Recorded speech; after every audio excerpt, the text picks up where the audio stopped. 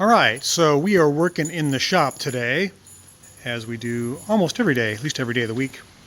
And if you've ever met a mechanic that says he's never been frustrated working on a car, he's lying. I tried to video tape or video blog a lot of the cars that are unique, maybe rare. I get into a lot of weird stuff. And I have to say, sometimes it's the most common bread and butter cars like this Mercedes wagon that just drive me nuts. Car's been here about a month. Has kind of a weird backstory. Customer was driving across a mountain pass, went to pull out and pass somebody, floored it, got up to about 80 miles an hour, and the car just slowly started slowing down. Pulled over to the side of the road. It would idle, but didn't have any power. So car was towed in, and you can see by the multitude of parts here, that's me being frustrated. Let me turn this fan off so you can hear me a little better. The codes all say it's misfiring. Something wrong with the spark plugs, something wrong with the coil, something wrong with the crankshaft position sensor. Those are all the things I was thinking. And of course the car is really old. It's a 99 Mercedes-Benz with almost 300,000 miles on it. There could be anything wrong with it. The guy's on a budget, so I'm trying to fix it affordably. Of course, it needs spark plugs, it needs everything. But let me just give you an example or show you what it does. We're going to sit in the cockpit here. Turn the key on. Start the car. So idle smooth, idles on all six. But if you try to rev it up, like I'm going to put my foot to the floor, I got the throttle pinned. It'll just sit there and waver, and it'll try to die. In fact, it's running rough now. The check engine light might start flashing, indicating that there's a misfire. There we go. See that? That means it's misfiring.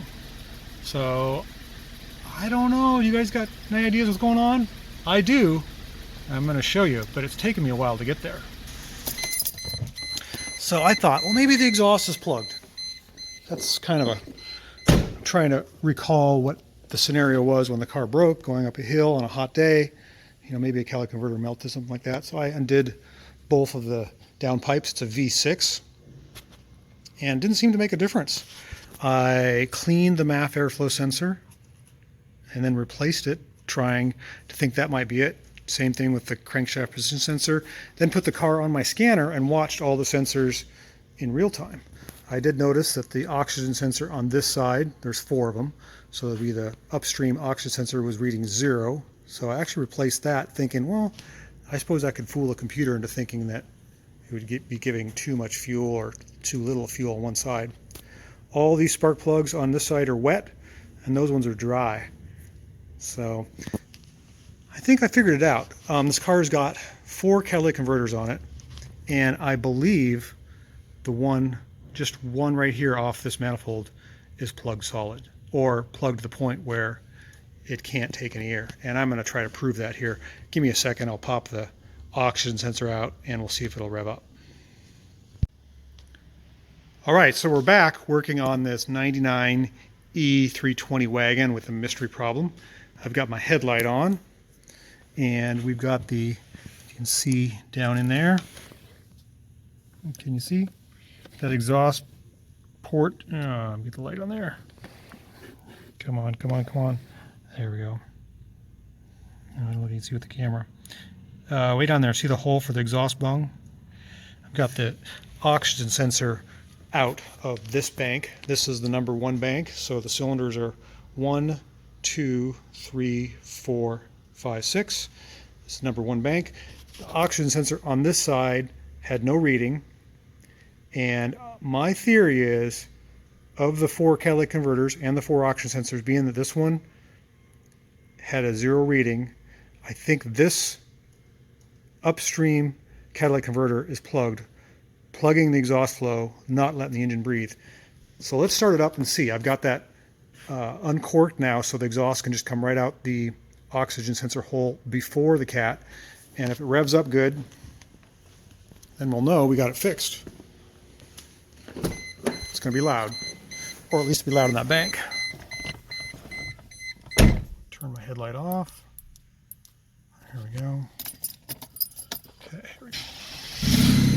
So now we have exhaust noise, and I'm going to pin the throttle and see what happens. Okay.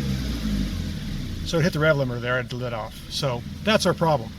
We have a partially plugged catalytic converter upstream. That's a tough one to figure out. Most people don't think about that. Plug your scan tool into it and it tells you it's got misfiring.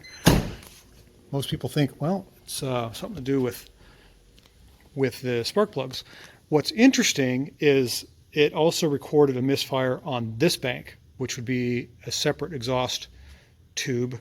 So I'm going to have to get in there and see if I can replace that catalytic converter, knock it out, put a hole in it, see what we can do. I have a feeling catalytic converters for this car are very, very expensive, and the customer won't want to do it. But we got to make it so it can run. I should say, the poor guy, he's cover up the plate, a little out of date. I can't believe he's been driving the car for what, almost 10 years. What'd I do? Anyhow, so that's maybe helpful to someone else who's working on a car like this that's experiencing the same problem. Multiple misfire codes on 1s, 2, and 3, and every now and then 4, and a plethora of problems that doesn't seem to be fixed by replacing any parts. There you go. Thanks for watching my channel.